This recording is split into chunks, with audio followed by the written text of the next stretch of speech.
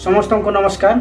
आपण मैंने समस्त भल थे मुझे प्रभु द्वारा भल अच्छी भल हम ठीक सेमती आजिका जगत रे तपी मिश्र आउ धर्म को रक्षा करने बाहरी छंते तांको निमंत आम समस्त प्रार्थना करदेवा। प्रभु तांको को आशीर्वाद करंतु आगो को मध्य नियंतु तांको निमंत आम प्रार्थना करदेवा। सी जवाब देउछि बोले आमे भी तांको को जवाब देवा नहीं।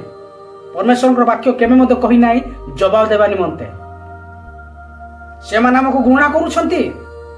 परमेश्वर वाक्य कहे जो माने तुम माने को घृणा करूछंती से माने को कोन करो प्रेम करो। परमेश्वर वाक्य हमको प्रश्न रूपे जनाउछि घृणाकारी लोक मानकु प्रेम करो आनंद करो तांको सहित बोली कुआ होछि। परमेश्वर वाक्य मते कहउछि ताहा बोले आमे कोन घृणा करबा कि से माने कोन प्रेम करूना तो आमे भी प्रेम करबानी कि। परमेश्वर वाक्य जहा कुहे आमे सहिया करिया आवश्यक काहे कि ना आमे होजु प्रभुंकर संतान।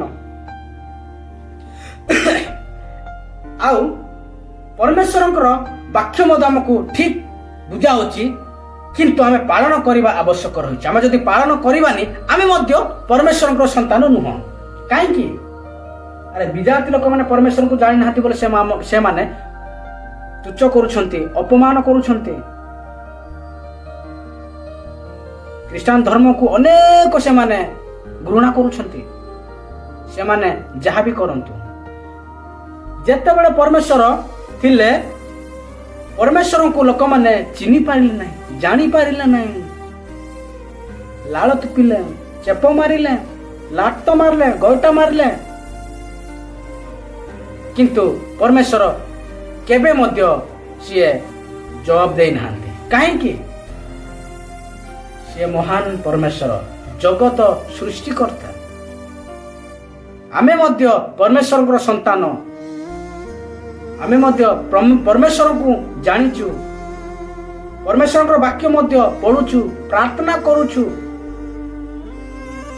विजाति लोक माने जहा करूछंती आमे मध्य ताहा करिबा उचित नुह काहे कि ना परमेश्वर हमको सेमिति शक्ति देइछंती सेमिति प्रेम देइछंती। से प्रेम हमें समस्त को देखेबा आवश्यक रहिछि। आमे जदि परमेश्वर प्रेम काहाकु मते देखेबा नहीं ताहेले परमेश्वर संतान मध्य हेइ कि आमे किछि मूल्य को ना। परमेश्वर वाक्य मध्य कहउछि हमको जो माने तुमको ताड़न करंती जो माने तुमको मारंती से मानकु कोन कराओ आनंद करो प्रेम करो। गोटे गालर मारले आ गोटे गाल देखाई दियो बोले परमेश्वर वाक्य कहउछ। ठीक सेमिति आमे प्रभुंकर संतान होइछु आमे प्रभुंकर संतान आमे मूल्य भी देखेबा आवश्यक रहिछि। काल आमे भी परमेश्वरंकर संतान कहले हबो नाही कार्य करिक मते आमे देखेबा आवश्यक रहिछि। आमे जणे प्रभुंकर संतान मु जणे प्रभुंकर लोक कार्य मते आमे करिक देखेबार अछि काले कहिले हबो नाही। आजि काले यूट्यूब रे फेमस होछंती तपी मिश्र भाई से भगवान हिंदू लोक मानकर समस्तंकर पाप को मु बहिकी नेबी बोली से निजे बाबू छंती सेति पय समस्ते तपी मिश्र भाई रो कथा अनुसार से माने चालू छंती किंतु से माने जानी नाहंती जे सिए जणे मनुष्य। से माने तपी मिश्र को भगवान बनै दै छंती सेति भाई तपी मिश्र भाई पब्लिक राशि मध्य समस्त को कहउछंती मु जणे भगवान मते समस्त प्रणाम करंतु मु तुमानु समस्त को आशीर्वाद देबी स्वर्ग को नेबी बोली कहउछंती किंतु से जानी नाही मु जणे मनुष्य। से भगवान नुहे समस्त को से उद्धार करके नहीं जीव नहीं। से मनुष्य दिने नहेले दिने मरिब से माटी रे मिसी जीव सेते बेल को से लोक मान को से केमिति उद्धार करके नहीं जीव से कथा भाबी नहीं। परमेश्वर वाक्य मते ठीक से पर कहउछि जो माने शैतान रु जात से माने शैतान लोक माने परमेश्वर वाक्य मते कहउछि आसंता माने पढिबा जे के तांको तार रहे से पाप करे ଯେଉଁମାନେ ଶୈତାନ ସହିତ ରୁହନ୍ତି ବା ଶୈତାନ କଥା ଶୁଣିକି ରୁହନ୍ତି ସେମାନେ ପାପ କରନ୍ତି। ଠିକ ସେମିତି ଆଜିକା ଜଗତରେ ତପି ମିଶ୍ର ଭାଇ କଣ ଭାବୁଛନ୍ତି? ମୁଁ ଜଣେ ଭଗବାନ, ମୁଁ ଜଣେ ଈଶ୍ୱର, ମୁଁ ଜଣେ ପ୍ରଭୁ, ମତେ ସମସ୍ତେ ପୂଜା କରନ୍ତୁ, ମତେ ସମସ୍ତେ ପ୍ରାର୍ଥନା କରନ୍ତୁ, ମୁଁ ସମସ୍ତଙ୍କୁ ଆଶୀର୍ବାଦ କରିବି। ଯଦି ଖରାପ ରାସ୍ତାରେ ଯାଉଛ ମତେ ପ୍ରାର୍ଥନା କର, ମତେ ଜଣାଅ, ମୁଁ ତମକୁ ଉତ୍ତମ ରାସ୍ତାରେ ନେଇଯିବି ବୋଲି କହୁଛନ୍ତି। କିଏ? ତପି ମିଶ୍ର ଭାଇ। ସେ ଜାଣିନାହାନ୍ତି ଯେ ମୁଁ ଜଣେ ମଣିଷ। ଆରେ ମଣିଷ କେବେ ମଧ୍ୟ ଉତ୍ତମ ରାସ୍ତାକୁ ନେଇପାରିବ ନାହିଁ। ସେ ଜଗତରେ ଅଛନ୍ତି, ଜଗତରେ ରହିଛନ୍ତି, କିନ୍ତୁ ଜଗତ ମାଇଣ୍ଡ ଅନୁସାରେ ସିଏ ଯାହାବି ଭଲ ରାସ୍ତାକୁ ନେବ କି ଖରାପ ରାସ୍ତାକୁ ଦେବ, ସେତେବେଳେ କେତେବେଳେ ଆମେ ମରିଯିବା। ସେ ସମୟରେ ଉତ୍ତମ ରାସ୍ତା ନେବା ପାଇଁ କେହି ମଧ୍ୟ ନାହାନ୍ତି, ପରମେଶ୍ୱରଙ୍କ ତଳେ କେହି ମଧ୍ୟ ନାହାନ୍ତି। ସେଥିପାଇଁ ପରମେଶ୍ୱରଙ୍କୁ ବିଶ୍ୱାସ କରିବା ଆବଶ୍ୟକ ରହିଛି। ଯେଉଁମାନେ ପରମେଶ୍ୱରଙ୍କୁ ଜାଣିନାହାନ୍ତି ତାଙ୍କ ନିମନ୍ତେ ମଧ୍ୟ ପ୍ରାର୍ଥନା କରିଦେବା ଆବଶ୍ୟକ ରହିଛି। କାହିଁକି ନା ସମୟ ଆସୁଅଛି, ସେଇଦିନ ସେମାନେ ବୁଝିବେ ପ୍ରକୃତରେ ପରମେଶ୍ୱର ଜଗତରେ ଅଛନ୍ତି, ଆଉ ପରମେଶ୍ୱର ଆମ ନିମନ୍ତେ ମରିଥିଲେ, ଆଉ ପରମେଶ୍ୱର ସତ୍ୟ ଅଟନ୍ତି। କିନ୍ତୁ ଜାଣିନାହାନ୍ତି, ମୂର୍ତ୍ତି ପୂଜା କରୁଛନ୍ତି, ପଥରକୁ ଆଉ ବାଲିକୁ ଆଉ ଯେକୌଣସି ସେମାନେ କଣ କରୁଛନ୍ତି? ନଡ଼ିଆ ଧରିକି ବାଡ଼ଉଛନ୍ତି, କିନ୍ତୁ ସେଠି ଆଶୀର୍ବାଦ ଦେଇପାରିବ ନାହିଁ। ସିଏ ଭୁଲରେ ଆଶୀର୍ବାଦ ଦେଇପାରିବ ନାହିଁ। ଜଣେ ଅଛନ୍ତି ପ୍ରଭୁ ଯୀଶୁ, ଆଶୀର୍ବାଦ ଦେବା ପରମେଶ୍ୱର, ମୃତମାନଙ୍କୁ ଜୀବିତ କରିବା ପରମେଶ୍ୱର। ଆମେ ସେ ପରମେଶ୍ୱରଙ୍କୁ ବୁଲିକି ଆମେ କଣ ମାଟି ପୂଜା କରିବା, ମୂର୍ତ୍ତି ପୂଜା କରିବା, ସେ ଗଛ ପୂଜା କରିବା? ନାହିଁ। ସେମାନେ ପ୍ରକୃତରେ ତାଙ୍କ ହୃଦୟରେ କଣ ଅଛି? ପାପ ଅଛି, ପାପ ଭର୍ତ୍ତି ହେଇକି ଅଛି। ସେଥିପାଇଁ ସେମାନେ ଅନେକ ମିଥ୍ୟା କଥା କହୁଛନ୍ତି ଲୋକମାନଙ୍କୁ। ତାଙ୍କଠାରେ ସତ୍ୟ ନାହିଁ। ଯଦିଓ ବା ସତ୍ୟ ଥାନ୍ତା ତାହେଲେ ସେମାନେ ମୂର୍ଖମାନଙ୍କ ପରି କଥାବାର୍ତ୍ତା କରିନଥାନ୍ତେ। କିଏ? କେଉଁମାନେ? ସେ ବିଜାତି ଲୋକମାନେ। ପ୍ରକୃତରେ ପରମେଶ୍ୱର ଅଛନ୍ତି, ସିଏ ହିଁ ସତ୍ୟ, ସିଏ ହିଁ ଈଶ୍ୱର। ସେମାନେ ଜାଣିନାହାନ୍ତି। ଜାଣିବେ ସମୟ ଆସୁଅଛି, ଆମେ ତାଙ୍କ ନିମନ୍ତେ ଆମେ ପ୍ରାର୍ଥନା କରିଦେବା। ସେମାନେ ଘୃଣା କରୁଛନ୍ତି ବୋଲି ଆମେ ସେମାନଙ୍କୁ ଘୃଣା କରିବା ନାହିଁ। ପରମେଶ୍ୱର ସେମିତି କହିନାହାନ୍ତି, ଆମକୁ ପ୍ରେମ କରିବା ପାଇଁ କହିଛନ୍ତି, ତାଙ୍କ ନିମନ୍ତେ ପ୍ରାର୍ଥନା କରିବା ପାଇଁ କହିଛନ୍ତି। ଆମେ ପ୍ରାର୍ଥନା ନ କରିକି ଆମେ ଜବାବ ଦେବା ପାଇଁ ଆମକୁ ପରମେଶ୍ୱର କେବେ ମଧ୍ୟ ଶିକ୍ଷା ଦେଇନାହାନ୍ତି, କି ବାଇବଲରେ ମଧ୍ୟ ସେମିତି ଲେଖା ହେଇନାହିଁ।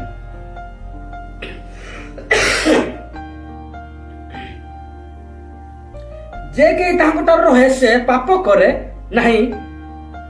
ଯେଉଁମାନେ ପରମେଶ୍ୱରଙ୍କ ଠାରେ ଅଛନ୍ତି ଆଉ ପରମେଶ୍ୱରଙ୍କ ଠାରେ ସେମାନେ ରହିବେ, ସେମାନେ କେବେ ମଧ୍ୟ ପାପ କରନ୍ତି ନାହିଁ।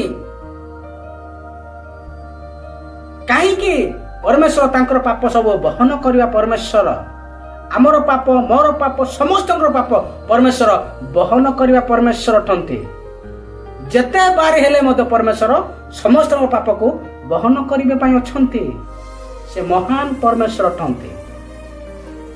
ଯେଉଁମାନେ ପରମେଶ୍ୱରଙ୍କ ଠାରେ ରୁହନ୍ତି, ଯେଉଁମାନେ ପରମେଶ୍ୱରଙ୍କୁ ଲାଗିକି ରୁହନ୍ତି, ଆଉ ଯେଉଁମାନେ ପରମେଶ୍ୱରଙ୍କୁ ବିଶ୍ୱାସ କରନ୍ତି, ଆଉ ଯେଉଁମାନେ ପରମେଶ୍ୱରଙ୍କ ଠାରୁ ଜାତ, ସେମାନେ କେବେ ମଧ୍ୟ ପାପ କରନ୍ତି ନାହିଁ।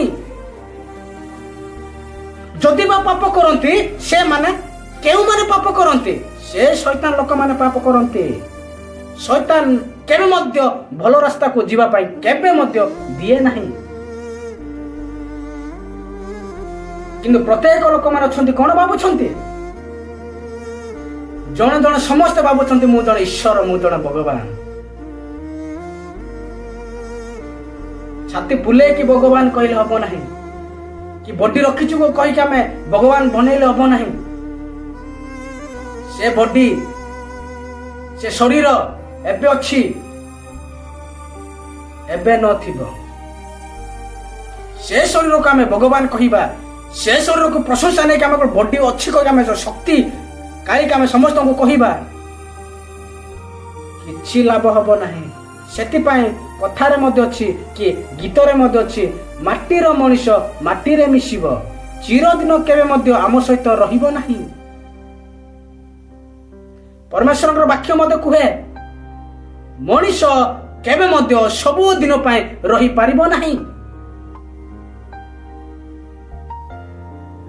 ସେଥିପାଇଁ ଆମେ ସତର୍କ ହେବା, ଜଣଙ୍କର କଥା ଶୁଣିବା ନାହିଁ। ଯଦି ବା ଜଣଙ୍କର କଥା ଶୁଣୁଛୁ ଆଉ ଜଣଙ୍କର ଆଉ କଥା ଅନୁସାରେ ଆମେ ଚାଲୁଛୁ, ତାହେଲେ ସମୟ ଆସିବ ସେଇ ଦିନ ଆମେ ବୁଝିବା। ସତ୍ୟ ଲୋକମାନଙ୍କ କଥା ନ ଶୁଣି ଶୈତାନ ଲୋକମାନଙ୍କ କଥା ଶୁଣିକି ଆମେ ଆଜି ଏଇ ବିପଦରେ ଆମେ ପଡ଼ିଅଛୁ ବୋଲି ସେଦିନ ଆମେ ଚିନ୍ତା କରିବା। ସେ ସମୟରେ ପରମେଶ୍ୱରଙ୍କୁ ଡାକିଲେ ପରମେଶ୍ୱର କେବେ ମଧ୍ୟ ଶୁଣିବେ ନାହିଁ। ମୁଁ ଜାଣିନି ତୁମମାନଙ୍କୁ, ତୁମେ କିଏ କହିବେ ପରମେଶ୍ୱର। ସେତେବେଳେ ଆମେ କ'ଣ କହିବା? ଆମେ ସେଥିପାଇଁ ସତର୍କ ହେବା, ପ୍ରଭୁଙ୍କୁ ଆମର ପାପ ସବୁ ସମର୍ପଣ କରିବା, ପ୍ରଭୁଙ୍କୁ ପ୍ରାର୍ଥନା କରି ଆମେ ଆଗକୁ ଯିବା ପାଇଁ ବା ପ୍ରଭୁଙ୍କ ନିକଟକୁ ଯିବା ପାଇଁ ଆମେ ପ୍ରସ୍ତୁତ ହେବା। ପରମେଶ୍ୱର ଆମକୁ ଡାକୁଅଛନ୍ତି, ଅପେକ୍ଷାରେ ଅଛନ୍ତି, ମୋ ଛୁଆମାନେ ମୋ ପିଲାମାନେ କେତେବେଳେ ମୋ ପାଖକୁ ଆସିବେ କହିକି। କିନ୍ତୁ ଆମର ଆତ୍ମାକୁ ଆମ ପ୍ରାଣକୁ ସଫା କରି ଆମେ ପ୍ରଭୁଙ୍କ ନିକଟକୁ ଯିବା ପାଇଁ ଆମେ ପ୍ରସ୍ତୁତ ହେବା। ଆଉ ପ୍ରଭୁଙ୍କୁ ଆମ ହୃଦୟକୁ ଡାକି ଆମେ ପ୍ରଭୁଙ୍କ ସହିତ ରହିବା ପାଇଁ ଆମେ ଚେଷ୍ଟା କରିବା। ତାହେଲେ ପରମେଶ୍ୱର ଯେତିକି ଆମର ପାପ ଥିବ ସବୁ ପାପ ସମସ୍ତଙ୍କର ପାପ ପରମେଶ୍ୱର ବହନ କରିବା ପାଇଁ ତାଙ୍କର କାପାସିଟି ମଧ୍ୟ ଅଛି। ମନୁଷ୍ୟ ପାଖରେ କେବେ ମଧ୍ୟ କାପାସିଟି ନାହିଁ। କିନ୍ତୁ ପରମେଶ୍ୱରଙ୍କଠାରେ ଯେଡ଼େ ବଡ଼ ଲୋକ ବଡି ଦେଖେଇଲେ ମଧ୍ୟ ପ୍ରଭୁଙ୍କଠାରେ ସ୍ୱୀକାର କରିବ, ତାଙ୍କର ପାପ ଯଦି ପ୍ରଭୁଙ୍କୁ ଦେବ, ନିହାତି ପରମେଶ୍ୱର ସେ ପାପ ବହନ କରିବା ପାଇଁ ତାଙ୍କ ପାଖରେ ସେତିକି କାପାସିଟି ଅଛି। ସତ୍ୟ ପରମେଶ୍ୱର ସିଏ। କିନ୍ତୁ ସତ୍ୟ ପରମେଶ୍ୱରଙ୍କୁ ନ ଜାଣି ଅନେକ ଲୋକମାନେ ମିଥ୍ୟାରେ ଯାଉଛନ୍ତି। ଆଠୁ ଦେଖିବା, ଯେ ପାପ କରେ ସେ ଶୈତାନରୁ ଜାତ। ଯେଉଁମାନେ ପାପ କରନ୍ତି ସେମାନେ କୋଉ ଲୋକମାନେ କୋଉଠୁ ଜାତ ହୋଇଛନ୍ତି? ଶୈତାନରୁ ଜାତ ହୋଇଛନ୍ତି। ସେମାନେ ଜାଣିନାହାନ୍ତି, ସେମାନେ ଜାଣିନାହାନ୍ତି ଯେ ମୁଁ ଜଣେ କୋଉଠି ଜାତ ହେଇଛି, ମା ଗର୍ଭରୁ ମୁଁ ଜାତ ହେଇଛି ବୋଲି। ନାହିଁ, ମା ମଧ୍ୟ ସିଏ ନିଜେ ସିଏ ଜନ୍ମ କରିପାରିବ ନାହିଁ। ପ୍ରଭୁଙ୍କ ଛଡ଼ା କେହି ମଧ୍ୟ ମା ପେଟରୁ ବି ଜଣେ ଜନ୍ମ ହେଇପାରିବ ନାହିଁ। ପରମେଶ୍ୱରଙ୍କର ବାକ୍ୟ ମଧ୍ୟ ଆମକୁ ସ୍ପଷ୍ଟ ରୂପେ ଜଣା ହେଉଛି। ଆମେ ଜାଣିବା ଆବଶ୍ୟକ ରହିଛି ଯେ ପରମେଶ୍ୱର କାହା ଉଦ୍ଦେଶ୍ୟ ନେଇକି ମା ପେଟରୁ ବା ମା କୋଳରୁ ଜନ୍ମଗ୍ରହଣ କରାଉଛନ୍ତି ତାହା ବି ଜାଣିବା ଆବଶ୍ୟକ ରହିଛି। ବାଇବଲରେ ମଧ୍ୟ ଲେଖା ହେଇଛି କ'ଣ? ଯେ ପାପ କରେ ସେ ଶୈତାନରୁ ଜାତ। ଯେଉଁମାନେ ପାପ କରନ୍ତି ସେମାନେ କାହାଠୁ ଜାତ? ଶୈତାନରୁ ଜାତ। ସେ ମାରୁ ଜାତ ନୁହନ୍ତି, ସେ ମା ଗର୍ଭରୁ ଜାତ ନୁହନ୍ତି, ସେମାନେ ଶୈତାନରୁ ଜାତ। ଆମେ ଶୈତାନରୁ ଜାତ ହେଇଛୁ, ତାହେଲେ ଆମେ ଖରାପ କାର୍ଯ୍ୟ କରିବା, ଖରାପ କାମ କରିବା, ଆଉ ପ୍ରଭୁଙ୍କଠାରେ ଆଉ ପ୍ରଭୁଙ୍କୁ ଆମେ କ'ଣ କରିବା? ଘୃଣା କରିବା, ପ୍ରଭୁଙ୍କୁ ଆମେ ଅପମାନ କରିବା। ତାହେଲେ ଶୈତାନ ଖୁସି ହେଇଯିବ। କାହିଁକି ନା ମୋ ପିଲାମାନେ ପ୍ରଭୁଙ୍କୁ ଘୃଣା କରୁଛନ୍ତି। କାହିଁକି? ଶୈତାନ ତାଙ୍କ ଦ୍ୱାରା ଜାତ କରୁଛନ୍ତି ଶୈତାନ ତାଙ୍କୁ। କିନ୍ତୁ ସେମାନେ ଜାଣିନାହାନ୍ତି ଯେ ଜଗତକୁ କାହା ଉଦ୍ଦେଶ୍ୟ ନେଇକି ବା ଜଗତକୁ କାହାକୁ ଆମକୁ ମନୋନୀତ କରିଛନ୍ତି ନା ଶୈତାନକୁ ମନୋନୀତ କରିଛନ୍ତି, ତାହା ମଣିଷମାନେ ଜାଣନ୍ତି ନାହିଁ। ଯଦି ବା ଜାଣିଥାନ୍ତେ ନାହିଁ, ଜଗତକୁ ପରମେଶ୍ୱର ଆମକୁ ମନୋନୀତ କରିଛନ୍ତି, କିନ୍ତୁ ପରମେଶ୍ୱରଙ୍କୁ ମଣିଷ ଜଗତକୁ ମନୋନୀତ କରିନାହାନ୍ତି। ସେଇ କଥା ଆଜିକା ଲୋକମାନେ ସମସ୍ତେ ଜାଣନ୍ତି ନାହିଁ। ଯଦି ବା ଜାଣିଥାନ୍ତେ ତାହେଲେ ସେମାନେ ଜାଣିଥାନ୍ତେ ପ୍ରକୃତରେ ପରମେଶ୍ୱର ଅଛନ୍ତି।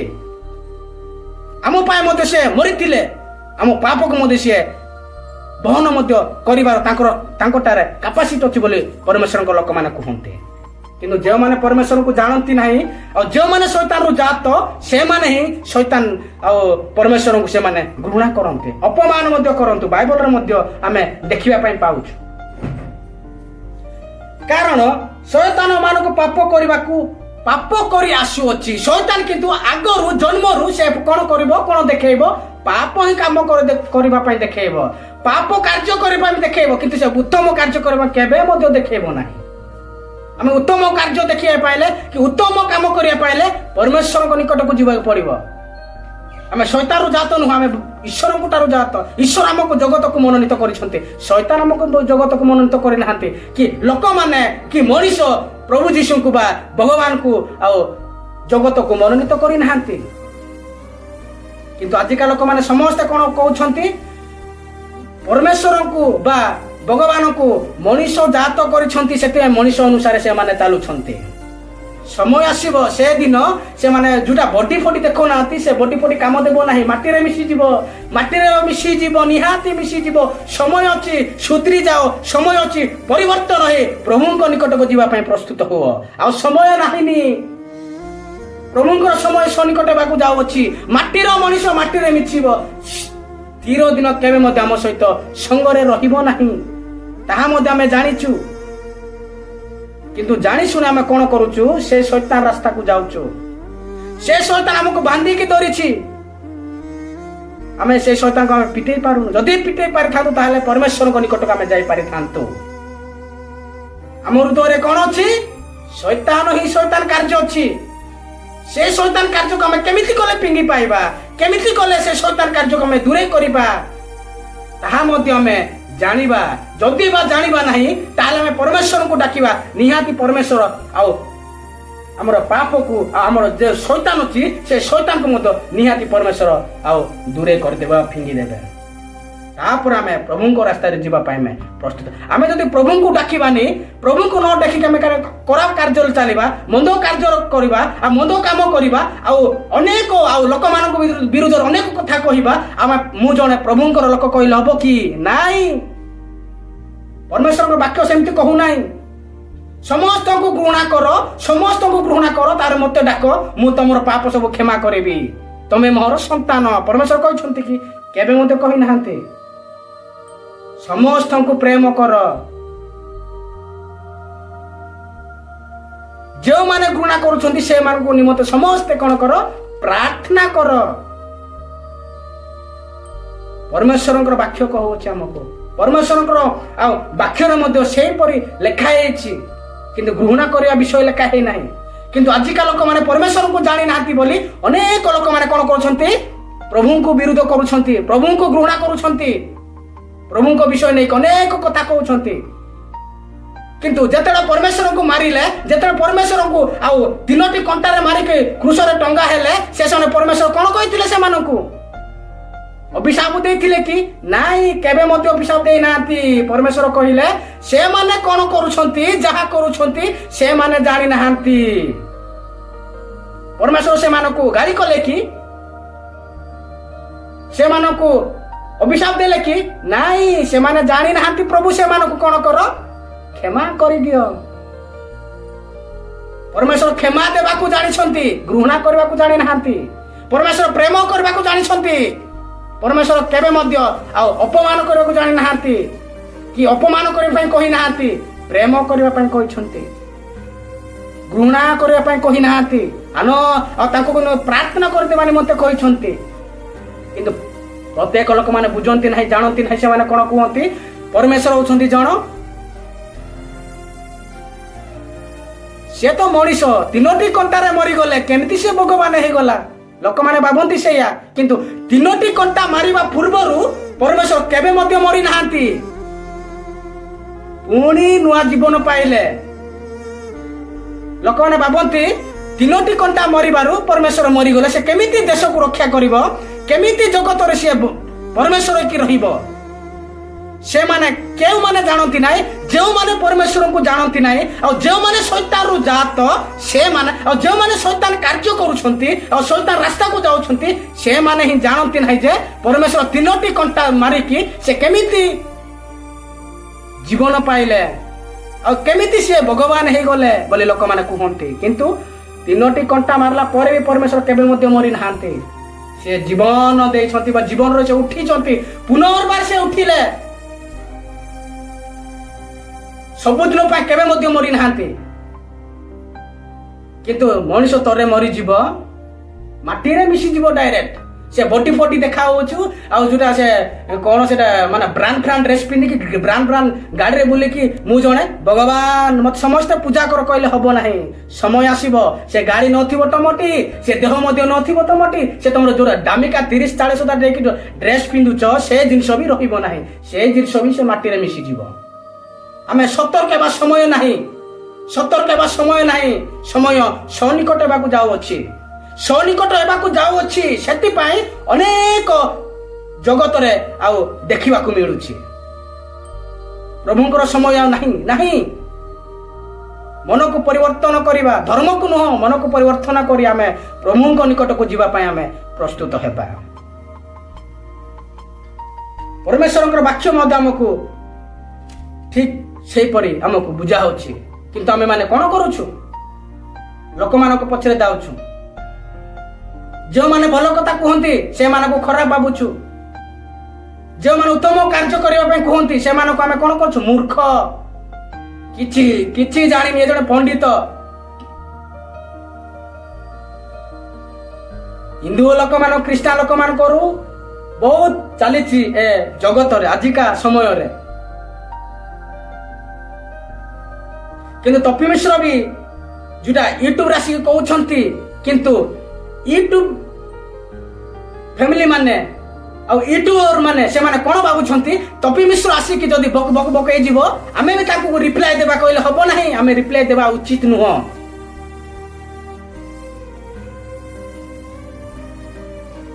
ଆଉ ମୁଁ ଯଦି ଖ୍ରୀଷ୍ଟିଆନ ଲୋକମାନଙ୍କ ବିରୁଦ୍ଧରେ ଏମିତି କହିବି ବା ଖ୍ରୀଷ୍ଟିଆନ ଲୋକମାନଙ୍କୁ ଅନେକ କଥା ନେଇକି କହିବି, ତାହେଲେ ଖ୍ରୀଷ୍ଟିଆନ ଲୋକମାନେ ସମସ୍ତେ ଦେଖିବେ ମୋର ଭିଡିଓ।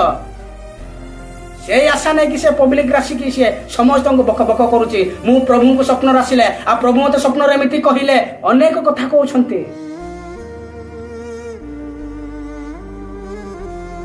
କିନ୍ତୁ ଆମେ କେବେ ମଧ୍ୟ ତପି ମିଶ୍ରକୁ ଜବାବ ଦେବା ନାହିଁ। ପରମେଶ୍ୱର ଆମକୁ ଜବାବ ଦେବା ପାଇଁ କହିନାହାନ୍ତି। ସମୟ ଆସିବ ସେ ସୁଧରିବ, ସମୟ ଆସିବ ସିଏ ନିଜେ ପ୍ରଭୁଙ୍କର ବାକ୍ୟ ପ୍ରଚାର କରିବ। ଆମେ ତାଙ୍କ ନିମନ୍ତେ ପ୍ରାର୍ଥନା କରିବା।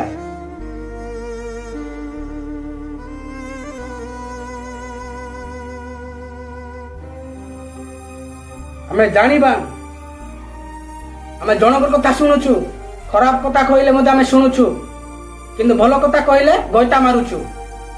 ସମୟ ଆସିବ ସେଇଦିନ ଗଇଟା ମାରିବାକୁ ପଡିବ। କୋଉ ଜାଗାରେ ଗଇଟା ମାରିବାକୁ ପଡିବ, କେମିତି କଲେ ଗଇଟା ମାରିବାକୁ ପଡିବ ତାହା ମଧ୍ୟ ଆମେ ପରେ ଜାଣିବା। ଏବେ ଜାଣିବା ନାହିଁ।